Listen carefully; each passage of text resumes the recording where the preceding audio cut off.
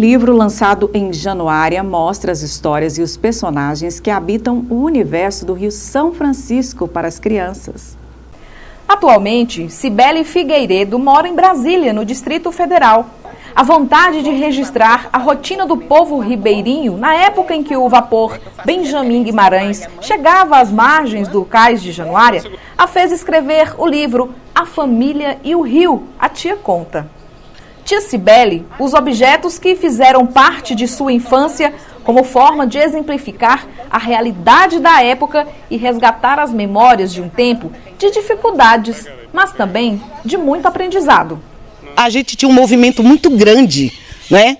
Um movimento do pessoal que vinha aqui da região de Januária, né? Brejo do Amparo, Coxos, Candial, outras regiões, o pessoal começava aquele movimento intenso, trazendo cachaça, trazendo rapadura. E aí eu vou mostrando para os meninos, né, que o comerciante, então, ele trazia esses produtos da cidade e levava para o vapor. Aí eu mostro o feijão, eu mostro a rapadura, eu mostro o material de flande, né, que a gente chama flande, aqui em Januária tem até um flandeiro, né? E então esse material, ele era levado para o vapor, né? Aí eu vou mostrando os materiais que o comerciante trazia do vapor. A escritora lançou a obra literária voltada para crianças, mas se surpreendeu ao ver a repercussão entre os adultos. Isso aí foi uma emoção para mim, foi uma surpresa que eu escrevi para criança.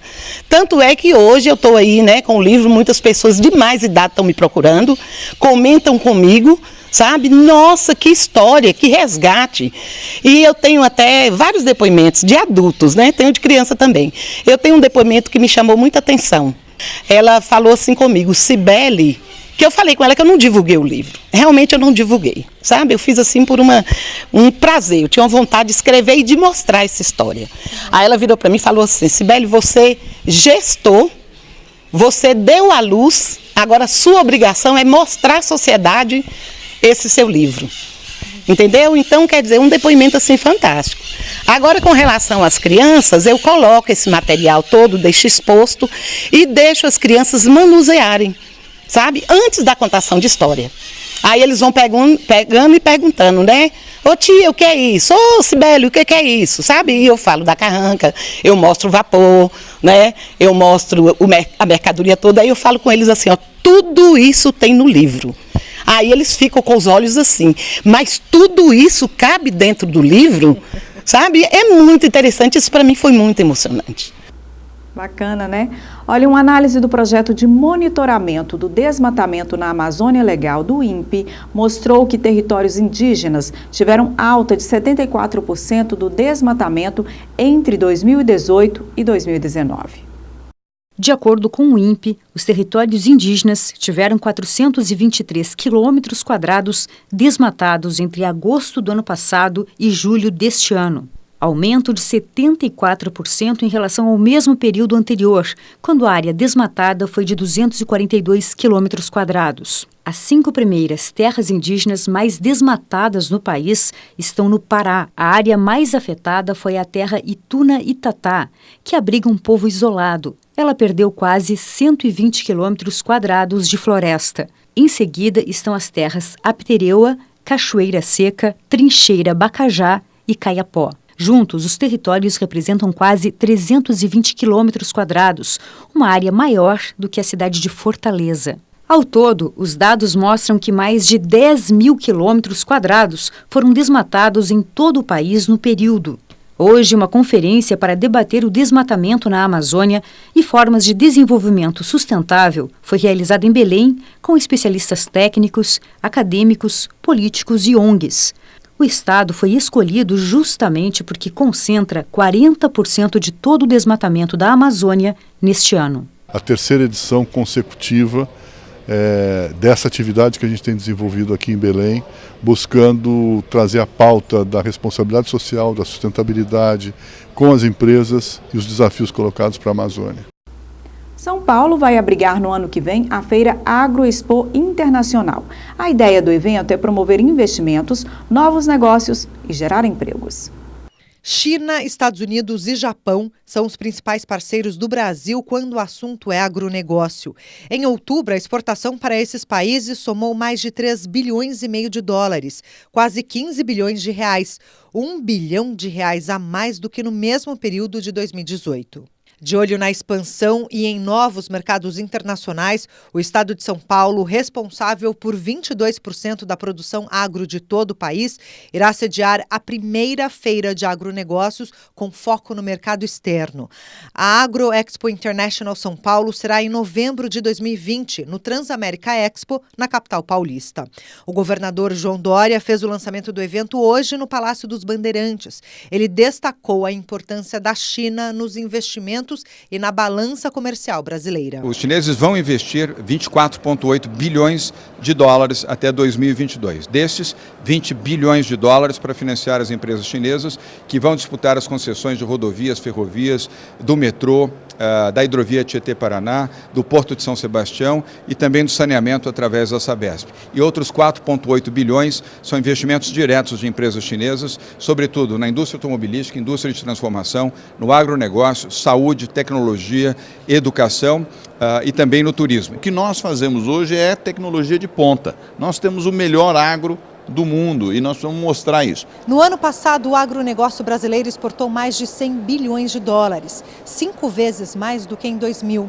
Especialistas no setor afirmam que em 5 anos as exportações podem alcançar 1 trilhão de dólares.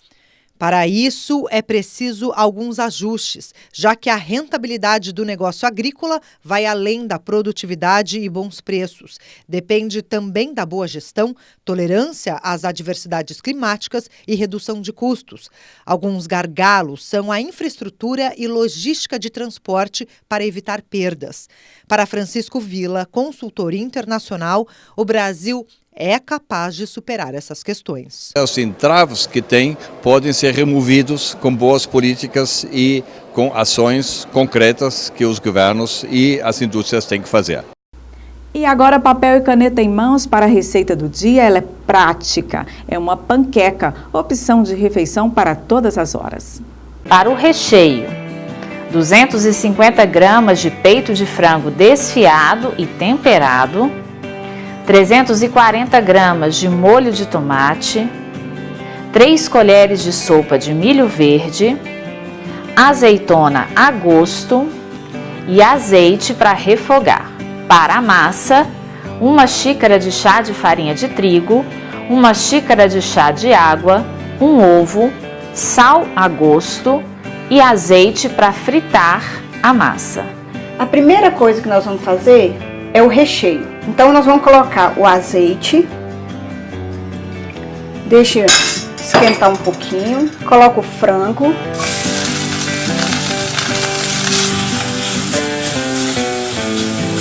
agora a gente coloca o milho, mexe, agora a azeitona,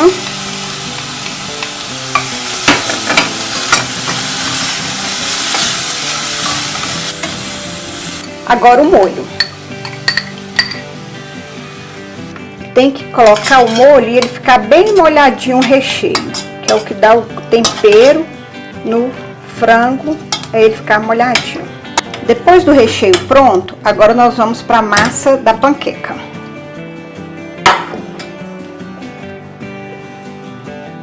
A primeira coisa é o ovo. Agora a farinha.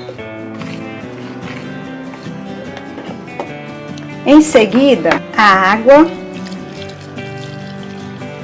E agora eu vou colocar uma pitadinha de sal. E aí nós vamos bater no mix. Mas você pode bater no liquidificador, numa batedeira ou até mesmo numa vasilhinha, se não tiver, para improvisar. Depois da massa já batida, eu coloco um fio de azeite na frigideira. Bem pouco, só para dar uma uniformizada, para a panqueca não grudar. Aí eu coloco um pouco do líquido da panqueca, só o que vai cobrir o fundo. E aí eu faço esse movimento para ela ficar redondinha. Espero ela dar uma selada.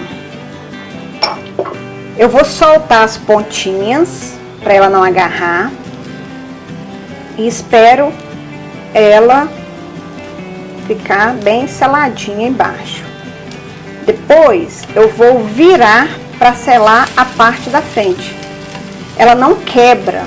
E aí tem que colocar bem pouquinho para ela ficar bem fininha. A panqueca mais fina fica mais saborosa. Agora eu vou fazer a montagem. A montagem é bem simples. Coloca ela num prato aberto. E aí coloca o recheio que nós fizemos. Fazendo o recheio, eu vou enrolar a panqueca. E ela não quebra. Para fazer a montagem, eu coloco um pouquinho do molho no refratário e coloco as panquecas.